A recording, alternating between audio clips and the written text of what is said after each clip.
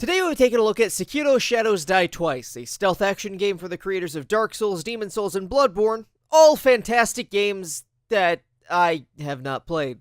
So, this review will be solely based on the merits and faults of this game alone, which is what I would have tried to have done anyways, so if anything, this makes my job easier.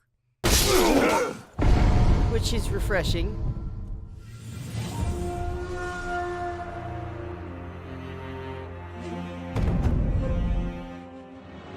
Defend him with your life.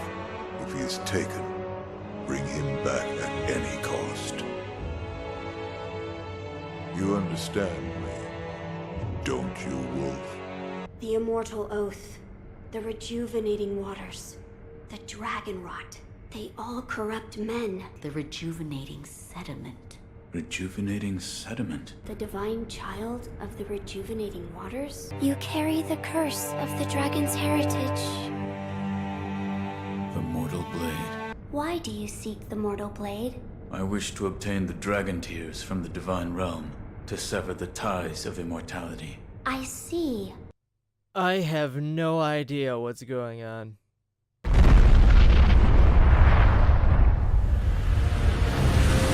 But it's awesome! Sekiro is a game that comes more or less in two parts. You have the exploration portion, where you run around picking up items, dealing with enemies as you go, and just overall exploring your environment. And then there's the boss fights, which, let's be honest, are what most people are coming here for. But I have to say, the exploration of the world in between those encounters is pretty fun in its own right. Largely due to the movement, the fast and fluid running combined with the vertical mobility your wall jump gives you really makes you feel in control of what can be very hectic situations and make the simple act of getting from A to B significantly more enjoyable. Also, you have a grappling hook, so that pushes things over the edge a bit. Changing the traversal from an engaging bit of gameplay with a good number of options you can use to get around the environment into just an all-encompassing ninja playground. Now, the grappling hook does need a grapple point to be used, but there's no shortage of them. They're everywhere at multiple elevations. You can get up to the rooftops, fail horribly, leap, grapple to the next building over, hide, and still have them know exactly where you are. Stealth's a little weird. The stealth in Sekiro, Shadows Die Twice, isn't bad or broken. It's functional, enemy sight ranges make sense, and most of the times I was noticed, I fully accept the blame for.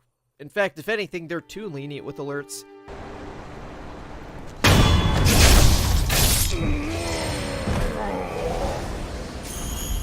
But it's once you're finally noticed that my problem comes up. When the stealth meter for an enemy is completely filled and they've seen you, they don't stop seeing you. No matter what you do or where you go, until their alert status drops to suspicious, they might as well have a GPS tracker on you. But on the flip side of that, after the short amount of time it does take for them to drop alert level, they turn into Skyrim levels of stupid. Must have been the wind.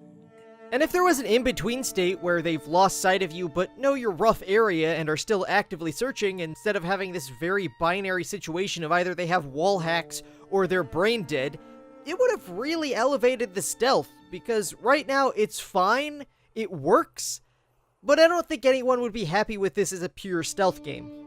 It's just kind of mediocre in that regard, which is not to say you never want to use stealth. It's a very viable option. Maybe even too viable, seeing as you're able to cheese most of the areas with it. Stealth kill until you're seen, run far enough away that they won't be able to see you during their alert phase, wait for things to calm down, and repeat. Which might not be the end-all be-all solution you want in your game toted for having difficult combat. You can still get in trouble if you're careless, but with as much attention as even the most basic of enemies get with their different weapons and unique movesets, I can't help but feel like I was meant to be fighting them more often than I did. And that decision is on me, sure, but at the same time, in the areas that have large quantities of some of the more difficult enemies, I think a certain level of cowardice is required. And I'm okay with that. But when you finally do choose to get into a straight fight, you'll see that the combat system is a little unique. The posture system at first glance seems like it's just there to be different. Normal health bars are boring, the kids don't like them. So let's replace ours with a bar that grows as enemies take hits, and when it's full, you kill them. Someone get that smile raised. Woo! But it's anything but. First off, the enemies do have health, or vitality if you want to be more accurate, and you can, if you really want, ignore the posture system entirely and just kill them by depleting their vitality. Although exploiting the posture system is a much more efficient way of doing things. And one of the great things about it is instead of favoring a super aggressive playstyle like I originally thought it would, because you deal posture damage when you deflect an attack by timing your block perfectly, it actually allows you to punish ultra aggressive enemies. Just deflect their wild attacks until they're off balance and go for the death blow. Though, in my experience, a playstyle somewhere in the middle is generally best. It depends on the enemy. And in most cases, your run-of-the-mill bad guy isn't going to require you to polish up your sword skills too much. The first challenge you're likely to come across is the Chained Ogre mini-boss, which, in retrospect, was super easy, but at the time it forced me to focus, attack when it's safe, learn the attack animations, and for the love of God, deflect! It's so simple. If you don't get it, then you can deflect. I don't care how big and beefy the attack is, just deflect! You have a dodge, that can work too, but you're not good enough. You don't know what's going on, just even blocking what... God! It's so painful! Oh, it's good. There's so many of these idols. Oh, I love you, idols. I love you. The Sculptor's idols that serve as Sekiro's respawn and fast travel points, as well as character upgrade station, are pretty numerous. I never felt stressed out worrying where the next one was going to be. Which, depending on your point of view, can be either a good thing or a bad thing, but I personally don't have a strong feeling one way or the other. One thing I do have an opinion on, though, and certain other people have even stronger feelings about, is the character progression. Not much is said on the skills, which you get with skill points that you slowly build up as you defeat enemies, ranging from passive improvements like Suppressed Presence to special moves called Combat Arts, of which you can only have one equipped at a time. Also things like the Mikiri counter, that would be good if I was better. But what I have heard complaints about from some people is how, because your vitality and attack upgrades are tied to the defeating of mini-bosses and bosses proper respectively, at best all they do is keep you on par with the ever-increasingly difficult bosses. Which isn't entirely untrue, but while I see where they're coming from, my problem with that sentiment is, I see Sekiro as more of a subdued character action game, and you don't expect to over-level a boss in a character action game. It's not an RPG. Despite the fact that you gain skill points by killing enemies and filling up a bar, in much the same way you would level up in an RPG, the skill points are more like red orbs in Devil May Cry, where the progression is about getting totally optional skills and combat options, not bigger numbers. Though, technically there is a mask that can convert skill points into more attack damage, so maybe we're both wrong. But no matter how much damage you have, the best way to increase your chances of winning against a difficult opponent is going to be reading their attacks. And it's amazing how well you can do that. The detailed character animation that is done for each and every enemy is great and visually engaging, but more than that, it gives you all the information you need to know what attack is coming. Not super critical when dealing with weaker enemies, but for the ones that take more than a few hits, and even more so for the bosses, which, yes, we're finally on to them, these tells are crucial. If these animations didn't manage to consistently, and admittedly a little subtly, telegraph what attack is coming out, most of these bosses would be borderline impossible. The boss fights just take the combat to a whole nother level, and because of that, the posture system really gets to come into its own. Against normal enemies, I could take it or leave it, though it's great at making extremely defensive enemies less annoying, but it's not until you're fighting against a big bad that has a bunch of vitality and could kill you in 2 hits that you really start to focus on how it works, because simply deflecting when they attack and swinging wildly when they don't isn't gonna get you anywhere. Their attack patterns aren't that simple, and they regain posture too quickly. You have to watch and figure out at what point they won't block your attack in order to get some vitality damage in, because posture regens slower the lower your vitality is. Which, with as little damage as you do, most of the time can be kind of a slow process if you wait to get their vitality low enough for your standard strategy to work. But you don't have to do that much damage. As long as you know what you're doing and are able to keep up the pressure while getting those deflects in, you can get a death blow on some of the bosses pretty quick, which can be really helpful seeing as, you probably expected, these bosses don't go down in a single death blow. It just makes them go into a different phase of the fight. And you might have trouble with that second or third phase, meaning you die, resurrect as it's one of the main features of the game, die again, and then have to fight all the phases again. So having a way to speed up the process of beating a phase you're really familiar with is not enough to make this less painful, but nice. And that's the general flow of any particular boss fight. But how good are they individually? Yes. The obvious thing to talk about is how amazing and varied each boss's moves are, with big, impactful attacks that are still intimidating even when you know how to avoid them, with a difficulty level so finely tuned that you can get absolutely crushed, but still want to try again because you saw a way in your last moments. There was an opening. You can do this! And so now I've taken care of the obvious. Because they're true. Except that last one. I've gotta say though, there are less bosses than I had expected. I came across 10 unique bosses in my playthrough, of which one of those was totally optional, and I suppose you could say the numerous mini-bosses make up for that, but they're just not on the same level.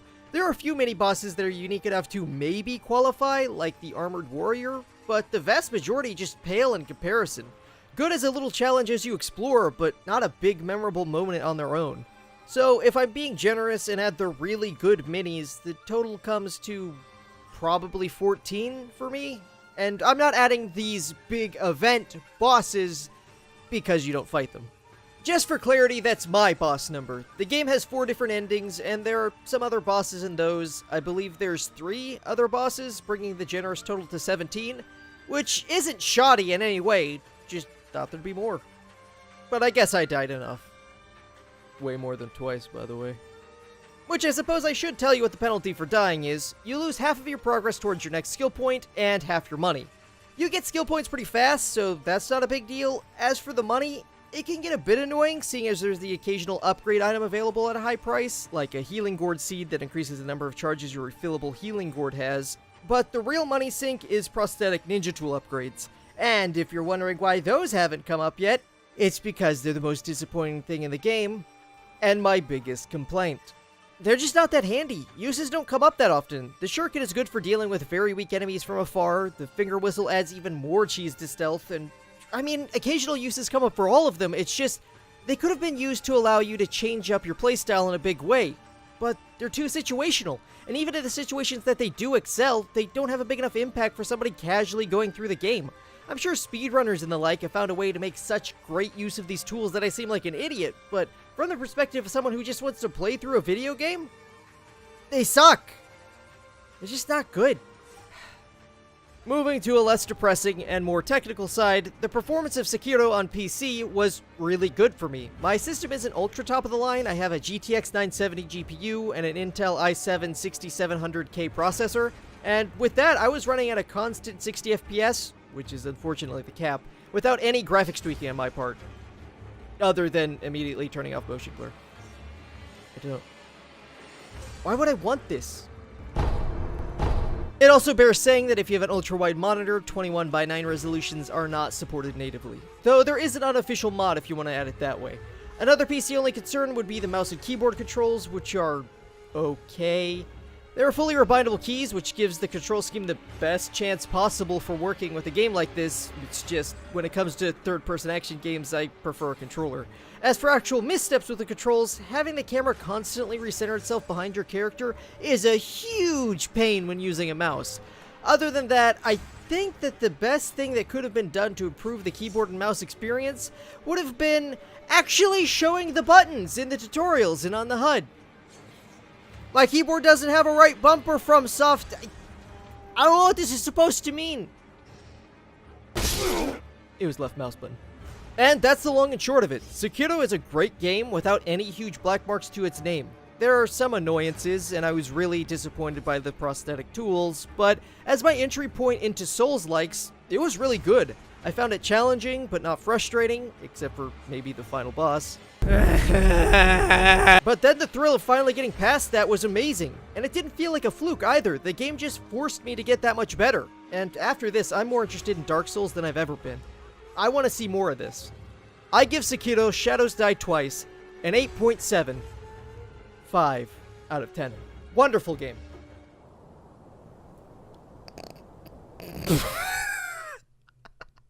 I wasn't on that mountain.